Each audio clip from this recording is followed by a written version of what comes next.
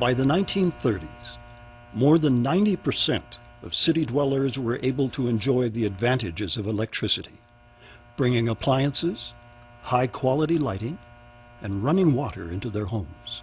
However, during that same decade, it was an entirely different story in rural America, where 90% of the population was still left in the dark.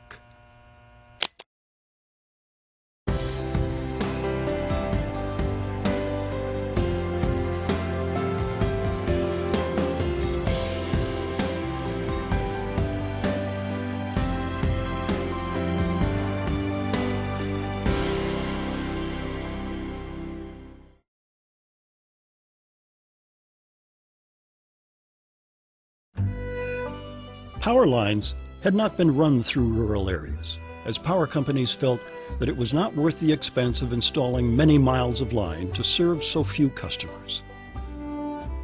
As a result, rural residents' lives remained unnecessarily challenging due to a lack of electricity.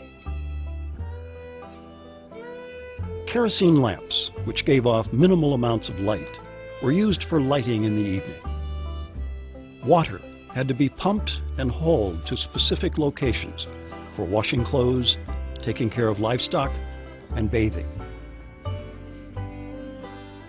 Farmers had to milk cattle by hand. These rural residents were well aware that their urban neighbors no longer had to deal with these hardships, thanks to having electricity.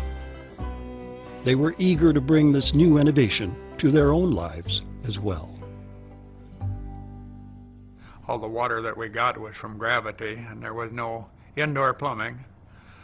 So, and then of course, there was no outside light, carry light to the barn or a lantern to the barn. And then people even found out that chickens would produce more eggs if they had more light. So sometimes you'd hang a lantern in the chicken barn in the morning and put one in there in the afternoon and take it out when you were done with the barn chores. So it was definitely more work. To change over to electric, flipping that switch that just seemed unreal at first that it worked that way, but it did.